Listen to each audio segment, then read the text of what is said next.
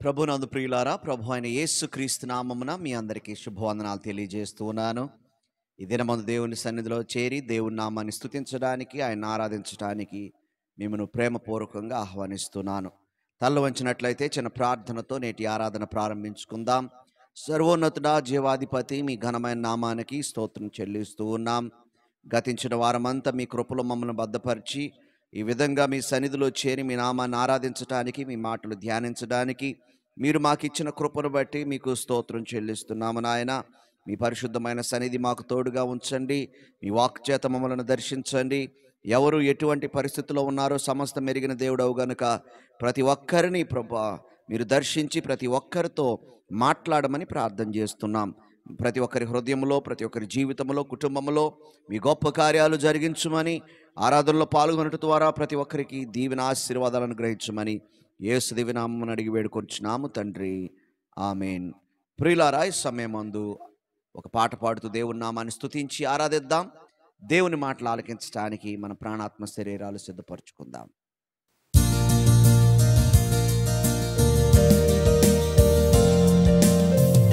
నీకే మహిమా, నీకే ఘనత, నీకే స్తుతియు స్తోత్రము. నీకే మహిమా, నీకే ఘనత, నీకే స్తుతియు స్తోత్రము. సర్వలోకంలో ఎవరు లేరయ్యా, నీ వంటి వారు ఎవరు లేరయ్యా. సర్వలోకంలో ఎవరు లేరయ్యా, నీ వంటి వారు ఎవరు లేరయ్యా. స్తుతికి నీవే అర్హుడవు యేసయ్యా. నీకే మహిమా, నీకే ఘనత, నీకే స్తుతియు స్తోత్రము.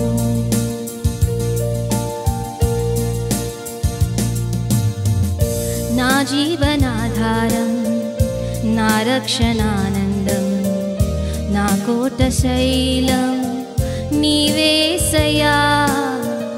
నా జీవనాధారం, నా రక్షణానందం, నా కోట శైలము నీవేసయ్యా.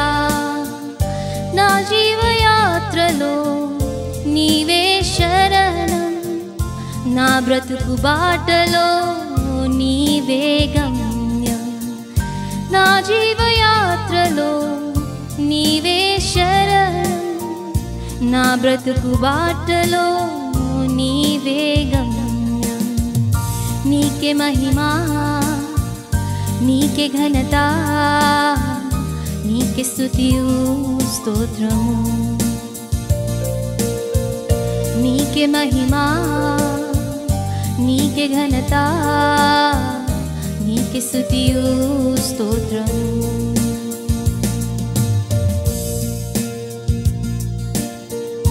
నాలోన సంతోషం, నాకున్న సమస్తం, నా స్తుతికి కారణం నీవే యేసయ్యా. నాలోన సంతోషం, నాకున్న సమస్తం, నా స్తుతికి కారణం నీవే యేసయ్యా. నా ప్రాణనాథుడా, నీవే ఆశ్రయం, నా స్తుతికి పాత్రుడా, నీకే వందనం. నా ప్రాణనాథుడా, నీవే ఆశ్రయం, నా స్తుతికి పాత్రుడా, నీకే వందనం. నీకే మహిమా, నీకే ఘనత, నీకే స్తుతియు స్తోత్రము. నీకే మహిమా, నీకే ఘనత, నీకే స్తుతియు స్తోత్రము. సర్వలోకంలో ఎవ్వరూ లేరయ్యా, నీ వంటి వారు ఎవ్వరూ లేరయ్యా. సర్వలోకంలో ఎవ్వరూ లేరయ్యా, నీ వంటి వారు ఎవ్వరూ లేరయ్యా.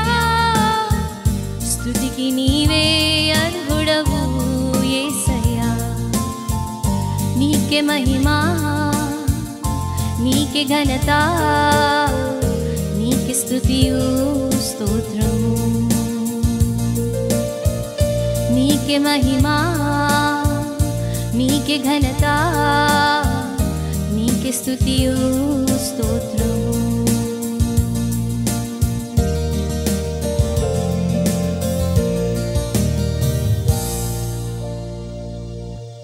తల వంచినట్లయితే చిన్న ప్రార్థనతో నేటి వాక్య ధ్యానంలోనికి ప్రవేశిద్దాం. మహాపరిశుద్ధుడా, ప్రేమగల మా తండ్రి, మాట్లాడే దేవా, ఈ దినమందు మీ సన్నిధిలో చేరి మీ మాట ఆలకించడానికి మేము సిద్ధంగా ఉన్నాం. మా కొరకు మీరు ఏ మాటను కలిగి ఉన్నారో ఆ మాట మాకు వినిపించి మమ్మలను దర్శించి దీవించండి.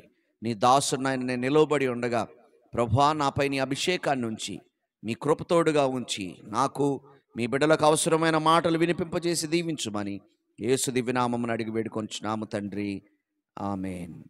ప్రియులారా, మనము ఈ యొక్క గుడ్ ఫ్రైడే పునరుత్థాన పండుగ మనం జరుపుకునే దానికి ముందు చాలా వారాల క్రితం మనం మత్తయి సువార్తలో నుండి దేవుని యొక్క వాక్యాన్ని, యేసు ప్రభు జీవితము, ఆయన బోధలు, ఆయన యొక్క పరిచర్య గురించి మనము ధ్యానం చేస్తూ ఉన్నాం.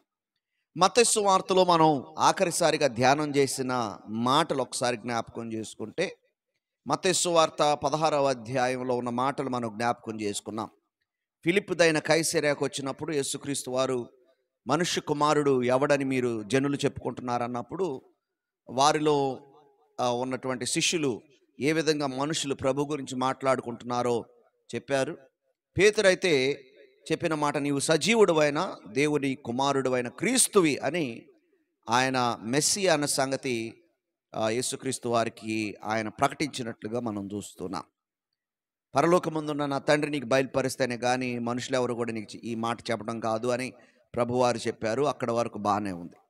ఆ తర్వాత కిందకు వచ్చినప్పుడు యేసుక్రీస్తు వారు శిలువ మరణం ఏ విధంగా పొందబోతున్నారు, మూడవ నాడు ఏ విధంగా లేవబోతున్నారు అనే విషయాలు మాట్లాడుతున్నప్పుడు, శిలువ మరణం అనేది భయంకరంగా ఉంటుంది కనుక అటువంటిది నీకు జరగకూడదు, అది నీకు దూరం అవును గాక అని అదే పేతురు అంటాడు.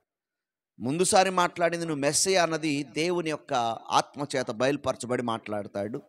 ఇప్పుడు సాతాను చేత ప్రేరేపించబడి మాట్లాడుతున్నాడు కనుక యేసుక్రీస్తు వారు సాతాను వెనుకకు పొమ్ము అని చెప్పి పేతురుతో అంటాడు. యేసుక్రీస్తు వారు, నీకు దేవుని సంగతులు అర్థం కావట్లేదయ్యా, వాటిని తలంచకుండా నువ్వు మాట్లాడుతున్నావని పేతురుతో ప్రభువారు చెప్పి, ఒక మనుష్యుడు లోకమంతా సంపాదించుకుంటే వచ్చే ప్రయోజనం లేదు, తన అంతా సంపాదించుకొని ప్రాణాన్ని పోగొట్టుకుంటే ప్రయోజనం లేదు అని చెప్తూ, నన్ను వెంబడించాలనుకున్నవాడు తను తాను ఉపేక్షించుకొని తన సిలువనెత్తుకొని నన్ను వెంబడింపవాలి. నేను ఏ విధంగానైతే సిలువ మరణము పొందబోతున్నాను అలాగా తను తాను త్యజించుకునేటువంటి వ్యక్తిగా ఉండాలి, అలాంటి వాడే నన్ను వెంబడించగలడు అని ప్రభువారు చెప్పినట్లుగా మనం ధ్యానం చేసుకున్నాం. ఆ సందర్భంలో యేసుక్రీస్తు వారు అంటారు, మనుష్య కుమారుడు, ఇక్కడ నిలిచి ఉన్న వారిలో కొందరు మనుష్య కుమారుడు తన రాజ్యముతో వచ్చుట చూచు వరకు మరణము రుచి చూడరని నిశ్చయముగా మీతో చెప్పుచున్నాను అని మత్తయి సువార్త 16వ అధ్యాయము ఆఖరి వచనం 28వ వచనంలో ప్రభువారు అంటారు.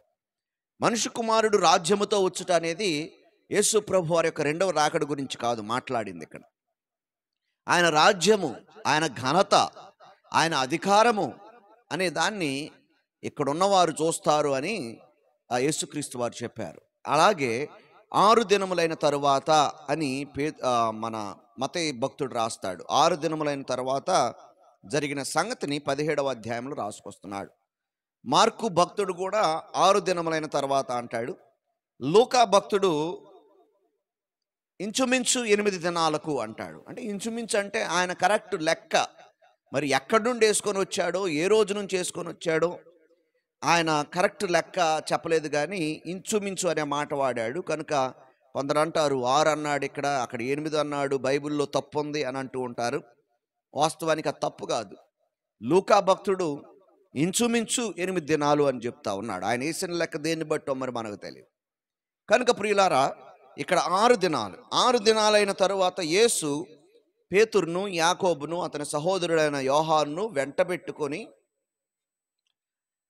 ఎత్తైన ఒక కొండ మీదకి ఏకాంతముగా పోయి వారి ఎదుట రూపాంతరము పొందెను అని మత్తయి భక్తుడు రాస్తా ఉన్నాడు. యేసుక్రీస్తు వారి యొక్క రూపాంతరము గురించి మనం ఇక్కడ చూస్తున్నాం. రూపాంతరము అంటే ఆయన వేరే రూపములోనికి మారినట్లుగా మనకు కనిపిస్తూ ఉంది. ఆయన రూపమును మార్చుకోవడం అని మనకు అర్థమవుతా ఉంది. యేసుక్రీస్తు వారు పేతురుని, యాకోబుని, యోహానుని వెంట పెట్టుకొని వెళ్ళారు.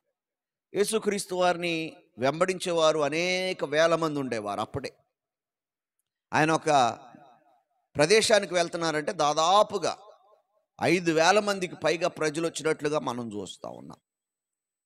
5,000 మంది పురుషులు తిన్నారు, 7,000 మంది పురుషులు తిన్నారు ఆయన పెట్టిన ఆహారాన్ని. కనుక వేల మంది ఆయన వెంబడించేవారు. అయితే ఆయా కారణాల చేత వారు వెంబడించేవారు. ఆ 1,000 మంది కాకుండా 70 మంది శిష్యులు మనకు కనిపిస్తారు. ఇంకా కిందకు వస్తే 12 మంది అపోస్తులు కనిపిస్తారు. వారిలో యేసుక్రీస్తు వారి యొక్క అంతరంగ స్నేహితులు, ఇన్నర్ సర్కిల్ అంటారు, యాకోబు, పేతురు, యోహాను అనే ఈ ముగ్గురు ఇంకా యేసుక్రీస్తు వారికి సమీపంగా ఉండినటువంటి వారు. వారిలో ప్రథముడు పెద్దవాడైన పేతురు అయి ఉండొచ్చు, కానీ యేసుక్రీస్తు వారి యొక్క హృదయాన్ని హత్తుకున్నవాడు, యేసు ప్రేమించిన శిష్యుడు యోహాను. యేసుక్రీస్తు వారికి దగ్గరగా ఉన్నారు ఈ ముగ్గురు. యేసుక్రీస్తు వారు ఈ ముగ్గురికి, వారిలో అంటారు కదా మత్తయి సువార్త 16వ అధ్యాయం 28వ వచనంలో, ఎక్కడ నిలిచి ఉన్న వారిలో కొందరు, అందరూ కాదు, కొందరికి చూపిస్తున్నారు. ఎందుకు చూపిస్తున్నారు? కొందరికే ఎందుకు చూపిస్తున్నారు అంటే ఇది ఒక రహస్యమైనటువంటి సంగతి. వీరు సంఘములో నాయకులుగా, శిష్యుల మధ్యలో కూడా నాయకులుగా ఉండవలసిన వారు గనుక వారికి ఒక ప్రత్యేకమైనటువంటి ప్రత్యక్షతను ప్రభువారు ఇవ్వడానికి నిశ్చయించుకున్నట్లుగా మనం చూస్తాం. ఆ కొందరు ఎవరయ్యా అంటే పేతురు, యాకోబు, యోహాను అనే ముగ్గురు. కొన్ని రహస్యాలను ప్రభువారు శిష్యులకు కూడా చెప్పలేదు, వారిలో ముగ్గురికే చెప్పారు. ఎవరికి ఎంత రహస్యాన్ని చెప్పాలో అంత రహస్యాన్ని చెప్పారు. వారి యొక్క ఆధ్యాత్మిక స్థితిని బట్టి కావచ్చు, వారి యొక్క పరిస్థితులను బట్టి కావచ్చు. ఎందుకంటే యేసుక్రీస్తు వారు మెస్సియా అన్న సంగతి లోకమంతటికి వెంటనే తెలిసిపోవడానికి వీల్లేదు. లేదంటే ఆయన జీవించవలసిన కాలం కంటే ముందే ఆయన మరణించవలసిన అవసరం ఏర్పడుతుంది. కనుక తగిన కాలమందు ఆయన మెస్సియా అని పబ్లిక్గా ఆయన ఒప్పుకోవడం జరుగుతుంది. కనుక వీరిని వెంట పెట్టుకుని ఎత్తైన కొండ మీదకి ఏకాంతముగా పోయి వారి ఎదుట రూపాంతరము పొందెను. ఇందాక చెప్పాను, రూపాంతరం అంటే రూపమును మార్చుకొనుట. గ్రీకు భాషలో మెటమోర్ఫోతే అనే పదాన్ని వాడారు. మెటమోర్ఫు అనే పదం నుంచి అది వస్తుంది. ఇంగ్లీష్లో మెటమోర్ఫోసిస్ అనే పదాన్ని వాడతారు. దేనికి?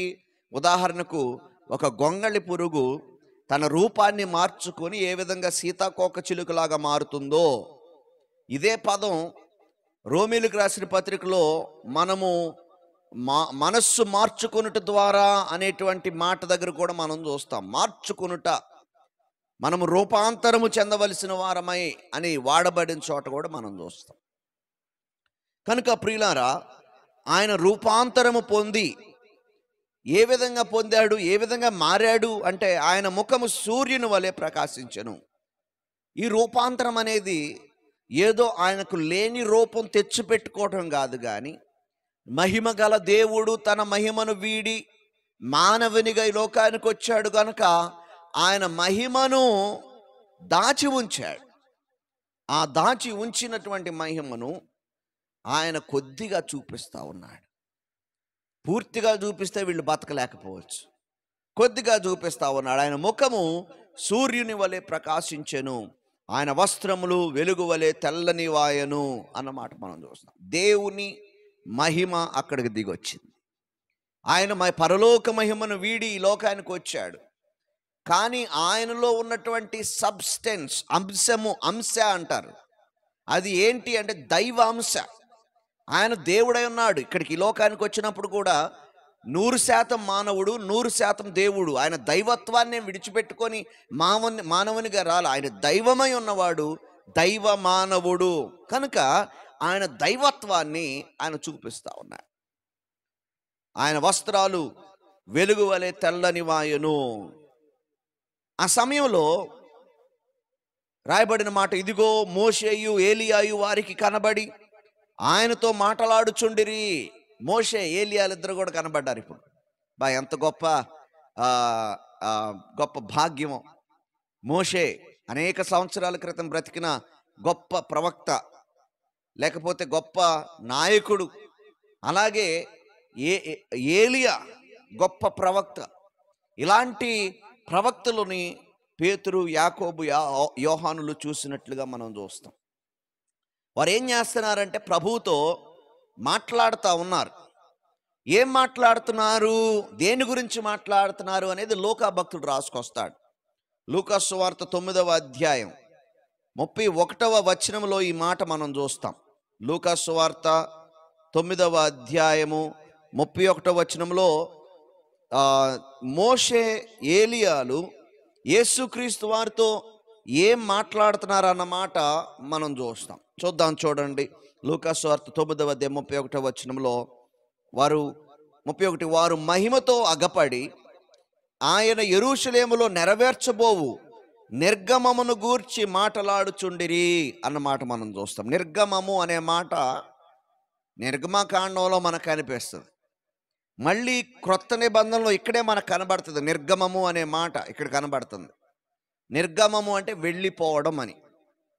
ఐగుప్తు నుంచి నిర్గమమయ్యారు ఇశ్రాయేలు ప్రజలు. ఇప్పుడు యేసుక్రీస్తు వారు యెరూషలేములో మరణించి ఆయన వెళ్ళిపోవడం గురించి, ఆయన మరణించి తిరిగి లేచి ఆరోహణం అవటం గురించి, ఈ సంగతులను వారు చర్చిస్తున్నట్లుగా మనం చూస్తూ ఉన్నాం.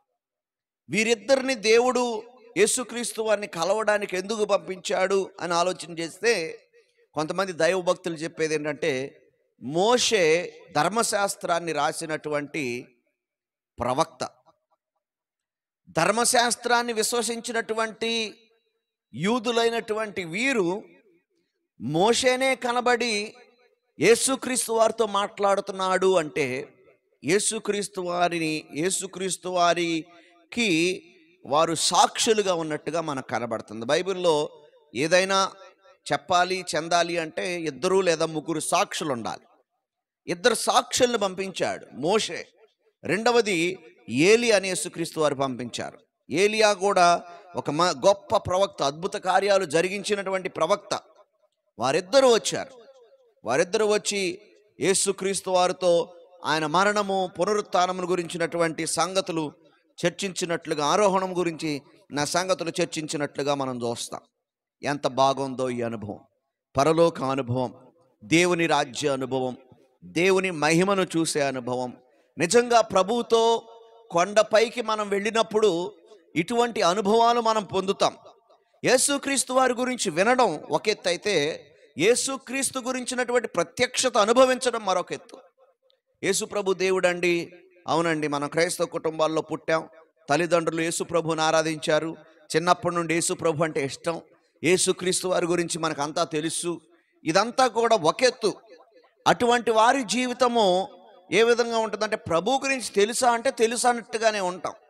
కానీ ఆ ప్రభు యొక్క నిజమైన ప్రత్యక్షత ముందు అధ్యాయంలో కూడా చూస్తాం. అందరూ యేసు ప్రభువు బోధకుడు, మంచివాడు, మా గురువు గారు, ఈయన అద్భుతాలు చేశాడు, మంచి ప్రవక్త అని అనుకోవటం వేరే విషయం.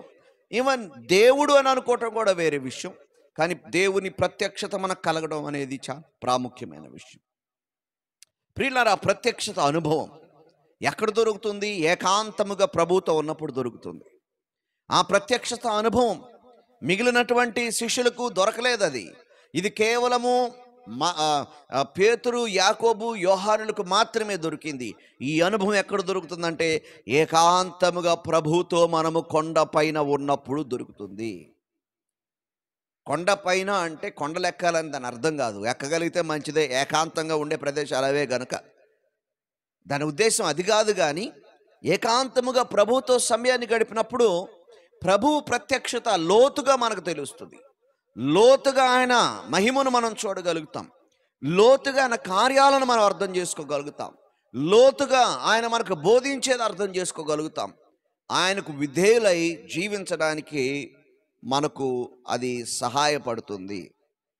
వీరు చూశారు, అక్కడ ఈ అనుభవాన్ని పొందుకున్నారు. పొందుకున్న తర్వాత వెంటనే ఇక్కడ ప్రవక్తలిద్దరి చేత దేవుడు ఈయన మెస్సియా అన్న సంగతిని, దైవ కుమారుడు అన్న సంగతిని, దైవమన్న సంగతిని నిరూపిస్తూ సాక్షులను పంపించినట్లుగా మనం చూస్తాం. దేవుని రాజ్యాన్ని వారు చూశారు. దేవుని రాజ్యపు మహిమను చూసినటువంటి పేతురు అక్కడి నుండి కదలటానికి ఇష్టపడలేదు. ఇక్కడ ఉండిపోతే బాగుండు అనుకున్నాడు. ఎందుకో తెలుసా? ఈ కొండ కిందకి దిగితే ఊర్లన్నీ తిరగాలి, ఆ దుమ్ములో దుళ్ళో తిరగాలి. ఈ దేవుని మహిమ, ఈ గొప్ప అనుభవం ఆ కింద ఉండదు. కిందకి వెళ్తే ఆ కుష్ఠవ్యాధి వాళ్ళ దగ్గరికి వెళ్ళాలి, ఆ పక్షవాయువు రోగం కలిగిన వాళ్ళ దగ్గరికి వెళ్ళాలి. ఏమనుకున్నారో తెలియదు. ఇక్కడ అబ్బా ఎంత బాగుంది, ఇక్కడ ఉండిపోతే బాగుండు, ఇక్కడ మనం నివాసం ఉంటే బాగుండు, ఎలాగోలాగా ఇక్కడ బతికేద్దాం అనే ఆలోచన పేతురికి కలిగింది.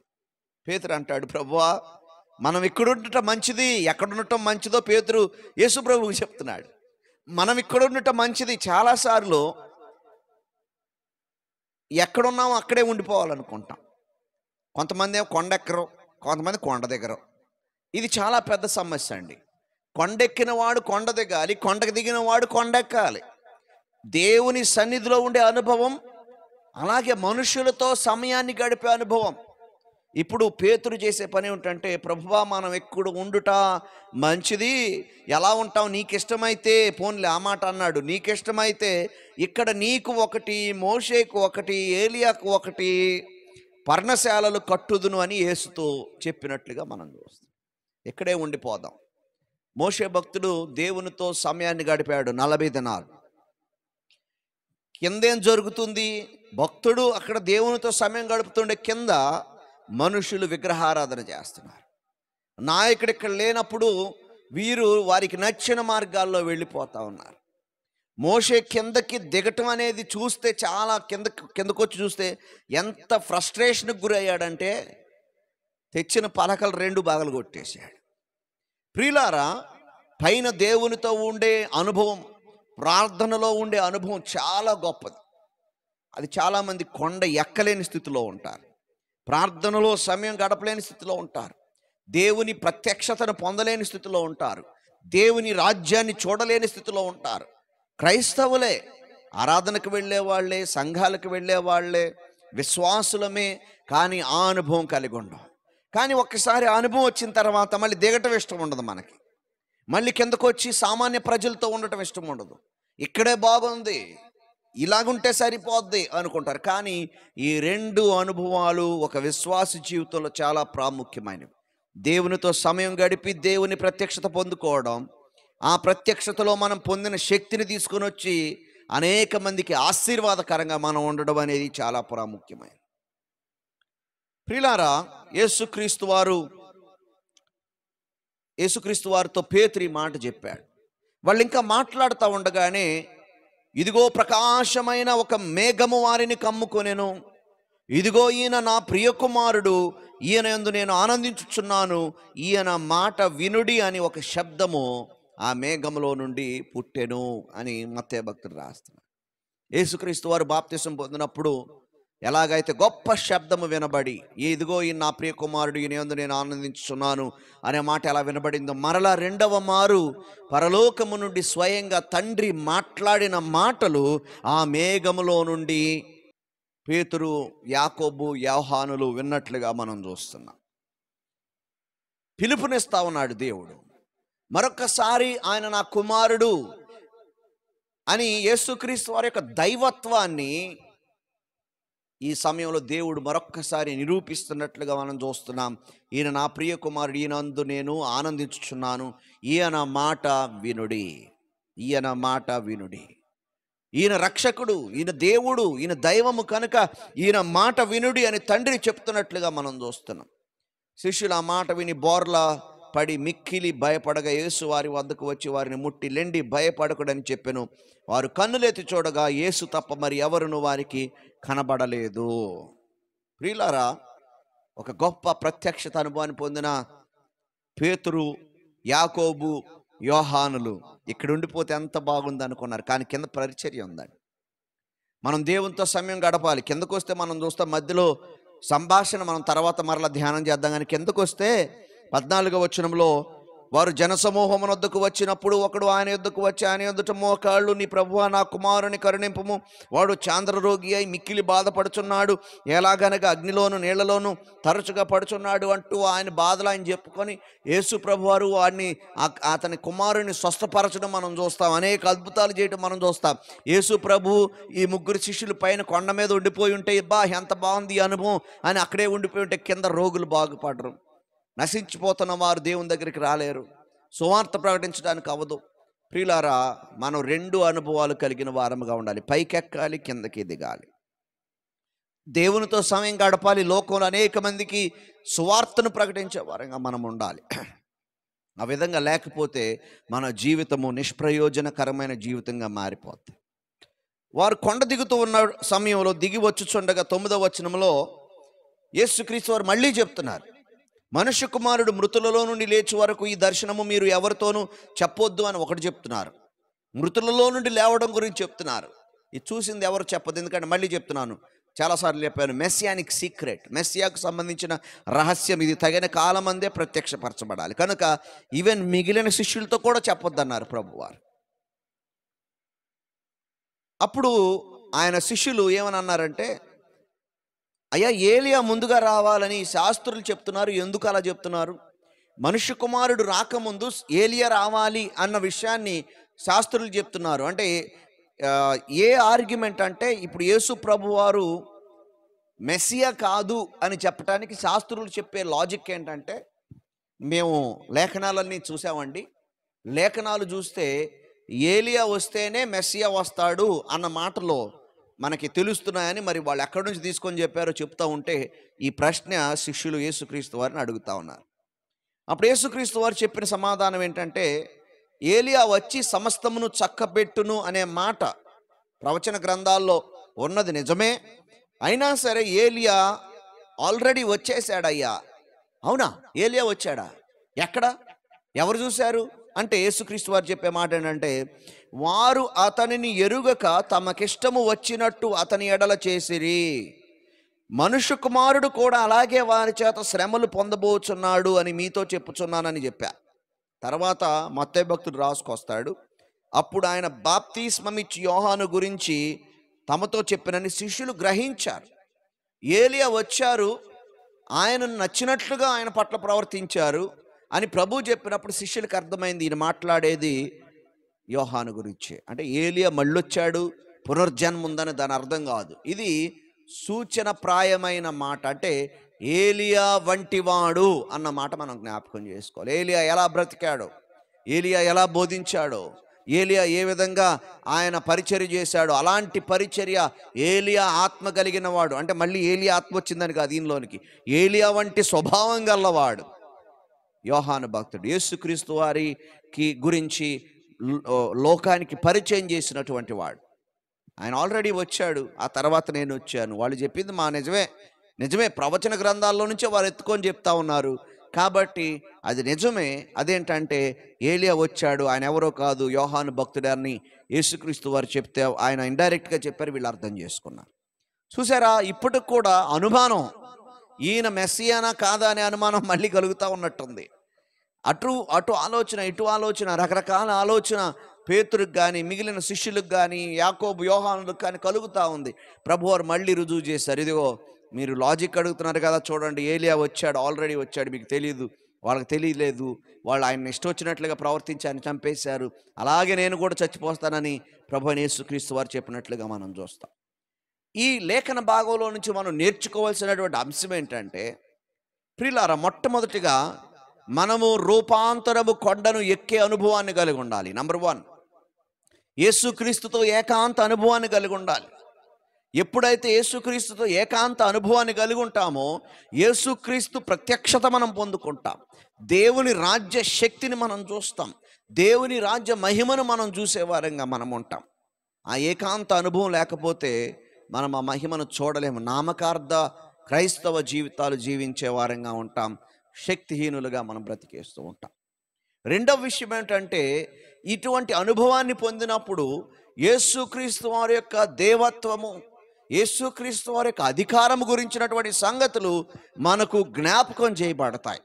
తద్వారా మనము విధేయులముగా మారడానికి ఈ రూపాంతర అనుభవం యేసుక్రీస్తు వారైతే ఏదైతే పొందారో అలాంటి గొప్ప అనుభవాన్ని మనము చూసినప్పుడు, యేసుక్రీస్తు వారి యొక్క మహిమను ఆయన మహిమలో మనం చూసినప్పుడు మనలో కూడా గొప్ప మార్పు కలుగుతుంది. ఆయనకు విధేయులమైనట్లుగా మనము జీవించే వారముగా ఉండటానికి సహాయపడుతుంది. మూడో విషయం ఏంటంటే, కొండ మీద ఉన్నవారు కొండ మీద ఉండిపోతే సరిపోదు. ప్రార్థనా పరులు వండి మేము ప్రార్థనే చేస్తామండి, పని మాత్రం చేయవండి, పని చేయవలసిన అవసరం లేదు, మేము ప్రార్థన చేస్తే చాలండి అంటే కాదు. ఇప్పుడు యేసుక్రీస్తు వారు తన 3 శిష్యులు కొండ మీద ఉండిపోతే కింద ఉన్న వారి పరిస్థితి ఏంటి? కింద ఉన్నవారు ఏ విధంగా వారి మధ్యలోకి వెళ్ళడం అనేది ఎంత దారుణంగా ఉంటుంది. ఎలా ఉంటుందంటే ఒక భయంకరమైనటువంటి హాస్పిటల్కి వెళ్ళినట్టుగా ఉంటుంది. ఒకసారి నేను కేజీహెచ్లో ప్లాస్టిక్ సర్జరీ చేసే హాస్పిటల్లో ఒక సహోదరుని కోసం ప్రార్థన చేయడానికి వెళ్తే ఎంత వాసన అంటే అక్కడ, ఎందుకంటే శరీరంలో చాలా మటుకు కుళ్ళిపోయిన వారు చాలామంది ఉన్నారు. అక్కడ సర్జరీ కోసం సిద్ధంగా ఉన్నవారు చాలామంది ఉన్నారు. మార్కింగులు చేశారు, ఇక్కడ కోయాలి, ఇక్కడ కోసి ఇక్కడ వేయాలి అని బాడీ మీద స్కెచ్ పెన్నులతో మార్కింగ్ చేసిన వాళ్ళు ఉన్నారు. అక్కడ ముఖాలు సగం తినేసిన వాళ్ళు ఉన్నారు. ఎంత భయంకరమైన వారు మధ్యలోకి వెళ్తే మళ్ళీ బయటకు వచ్చిన తర్వాత ఏదైనా తినాలన్నా కానీ కొంచెం కష్టంగానే అనిపిస్తుంది. కానీ అక్కడికి వెళ్ళక మనకు తప్పదు, వారికి పరిచర్య చేయక తప్పదు, వారి కొరకు ప్రార్థించక తప్పదు, వారిని ప్రోత్సహించక తప్పదు, వారిని బలపరచక తప్పదు. ఎందుకంటే మనం విశ్వాసులంగా కొండ మీద ఉండిపోతే చాలదు. కొండ కింద అవసరత ఉన్నవారు ఉన్నారు, వారి మధ్యలోనికి వెళ్ళే వారంగా మనం ఉండాలి అన్న విషయాన్ని జ్ఞాపకం చేసుకోవాలి. రూపాంతర అనుభవము, అబ్బా ఇక్కడ ఉంటే ఎంత బాగుంటుంది అనిపిస్తుంది, కానీ అక్కడ ఉండిపోతే సరిపోదండి. దేవుడిచ్చిన అనుభవంతో మనం కిందకు వచ్చి దేవుని పని చేయవలసిన వారమై ఉన్నాం. అందుకే వెంటనే వాళ్ళ కిందకి ఈ డిస్కషన్ అవుతా ఉంది. కిందకి దిగి వచ్చారు, రాగానే రోగంతో ఉన్న ఒక బాలుని గురించి తండ్రి వచ్చి తన గోడు ప్రభుతో చెప్పుకున్నట్లుగా మనం చూస్తాం. ప్రియులారా, మనకు మొట్టమొదటిగా రూపాంతర అనుభవం ఉందా? ప్రభు యొక్క మహిమను మనం చూసామా? ఏదో ప్రభు గురించి ఎవరో చెబితే వినడమేనా? ఆయన మహిమను మనం చూసిన అనుభవం మనకుందా? ఆయన సన్నిధిని మనం చూసిన అనుభవం మనకుందా? ఆయన రాజ్య శక్తిని మనం చూసిన అనుభవం మనకుందా? అది లేని వారు కొండ ఏకాంత అనుభవాన్ని పొందుకోవడానికి ఇష్టపడాలి, దానికోసం సమయాన్ని వెచ్చించాలి. అది కలిగి ఉన్నవారు కొండ దిగి మనుషుల మధ్యలో దేవుని ప్రేమను చూపించేవారుగా ఉండాలి. అట్టి రీతిగా మనం ఉందాం. దేవుడు ఈ కొద్ది మాటలు మన వినికిడిలో దీవించి ఆశీర్వదించునుగాక. ఆమేన్. చిన్న ప్రార్థన చేసుకుందాం. సర్వోన్నతుడా, జీవాధిపతి, మీ ఘనమైన నామానికి స్తోత్రం చెల్లిస్తున్నాం. ఈ దినమందు మీరు మాతో మాట్లాడిన రీతిగా మా ప్రియ ప్రభువా, మేము ప్రభువా రూపాంతర అనుభవాన్ని మేము పొందడానికి సహాయం చేయండి. నీ మహిమను చూసే ఆ భాగ్యం ఇవ్వండి ప్రభువా. మహిమను చూసిన వారం మేము రూపాంతరం చెందడానికి సహాయం చేయండి. మీకు విధేయులం కావడానికి సహాయం చేయండి అయ్యా. నీతో ఏకాంతముగా సమయాన్ని గడిపి నీ గొప్ప మహిమను మేము చూసి నీ శక్తిని పొంది ప్రభువా, మేము ప్రభు కొండ కిందకి దిగి వచ్చి నీ పనిలో మేము పాల్గొనడానికి ప్రతి ఒక్కరికి మీరు ఈ యొక్క సమయం అందు సవాలు చేయమని మేము వేడుకుంటున్నాం ప్రభువా. ప్రతి ఒక్కరితో మీరు మాట్లాడమని మేము వేడుకుంటున్నాం. మీ దీవెన, మీ ఆశీర్వాదం మా పట్ల కుమ్మరించమని యేసు దివ్యనామమున అడిగి వేడుకొంచున్నాము తండ్రి. ఆమేన్. మన తండ్రి అయిన దేవుని ప్రేమయు, కుమారుడైన క్రీస్తు వారి కృపయు, పరిశుద్ధాత్మని సహవాసము సదాకాలం మనకు తోడై కాపాడును గాక. ఆమేన్. ప్రభునందు ప్రియులారా, మరి మే నెల 1వ తారీఖు నుండి 10వ తారీఖు వరకు జరగబోతున్న యవనస్తుల సదస్సు, వేసవి సదస్సు 10 రోజులు. మరి ఆయా ప్రాంతాల నుండి దాదాపు 30-40 మంది యవనస్తులు, 40 మంది యవనస్తుల వరకు వచ్చి రెసిడెన్షియల్గా ఉండి విశాఖపట్నంలోనే మరి మధురవాడ ప్రాంతంలో వారు మాతో కలిసి ఉండి blind school for the blind అని లా కాలేజ్ దగ్గర ఉంటుంది, అక్కడ క్యాంప్ జరుగుతుంది. వారు పరిచర్య గురించి అనేక విషయాలు నేర్చుకొని వెళ్ళబోతున్నారు. మంచి ఆరోగ్యాల కోసం, మంచి వాతావరణం కోసం, ఆర్థిక వనరుల కోసం ప్రార్థన చేయండి. ఎంతో ఖర్చుతో కూడిన పని, దాని కొరకు ప్రార్థన చేయండి. అలాగే వాలంటీర్ చేసి మేము సహాయపడతాము అన్నవారు తప్పకుండా వచ్చి ఏదో ఒక పనిలో పాలు పంపులు పొందవలసిందిగా మనం చేస్తున్నాను. ఒకవేళ మీ యవనస్తులు ఎవరైనా ఉంటే ప్రత్యేకించి 8వ తారీఖున చిల్డ్రన్ మిషనరీ మరి ఆ, పాస్టర్ ఎమ్మాన్యుయల్ గారు నల్గొండ ప్రాంతం నుంచి రాబోతున్నారు. వారు సండే స్కూల్ టీచర్స్ ట్రైనింగ్ ఇవ్వబోతున్నారు. రోజంతా ట్రైనింగ్ ఉంటుంది కనుక ప్రత్యేకించి ఎవరైనా మీ చర్చెస్లో సండే స్కూల్ టీచర్స్గా ట్రైన్ కావాలని ఎవరైనా ఈ మాటలు వింటున్న వారు, వేరే సంఘాల వారు వింటూ ఉంటే మీ సంఘ బిడ్డలను పంపించవలసిందిగా. కనీసం ఇద్దరిని పంపిస్తే ఇద్దరు ట్రైనింగ్ అయితే ఒకరు మిస్ అయినా మరొకరు మరి ఆదివారం సండే స్కూల్ టీచ్ చేయడానికి, ఎఫెక్టివ్గా టీచ్ చేయడానికి బాగుంటుంది. అనేకమైన పద్ధతుల ద్వారా ప్రియులారా మరి మీ బిడ్డలను పంపించవలసిందిగా మనవి చేస్తానని ప్రార్థన చేయండి. దేవుడు మిమ్మల్ని అందరూ దీవించి ఆశీర్వదించునుగాక. ఆమేన్.